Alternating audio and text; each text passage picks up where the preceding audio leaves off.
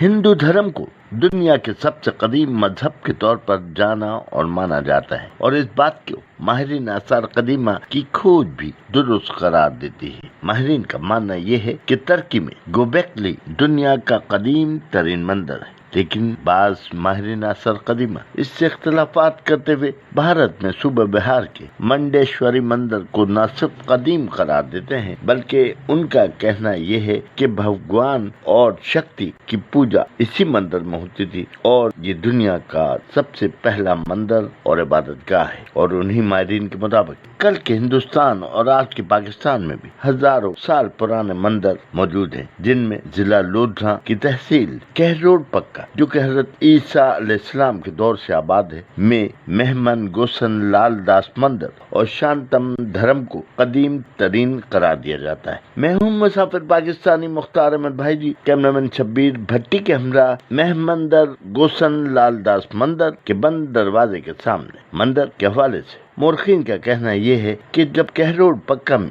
राजा कहर भट्टी के बाद उसके बेटे राजा केलवन भट्टी की तख्त नशीनी हुई तो उसने अपने बाप की याद में एक किला तामीर किया और इसे कहरोड का नाम दिया। तो कुछ माह साल बाद ये मंदिर भी तामीर हुआ, बल्कि इस इलाके जो कि पहले किसी और नाम से मंसूब था को कहरोड पक्का का नाम मिला, जो कि बिगड़ कर कहरोड पक्का बन गया। माहिरीन के मुताबिक माजी में पूरा कहरोड पक्का हिंदुओं की तालीमात का अहम मरकज हुआ करता था और यहाँ जा बजा मंदिर और होली के थल्ले नजर आते थे। मगर क़याम पाकिस्तान के बाद हिंदुओं की हिजरत के बाद न सिर्फ ये मंदिर वीरान हो गए, बल्कि उन पर लैंड ग्रेबर्स ने कब्जा करके खंडात में घर तामीर करना शुरू कर दिए, जिसके सबब बेशतर मंदिर इस वक्त ज़बूहाली का शिकार है। और अगर लैंड ग्रेबर का कब्जा इसी तरीके से जारी रहा तो वो वक्त दूर नहीं जब ये मंदिर मुकम्मल तौर पर मिट्टी के ढेर में तब्दील हो जाएंगे।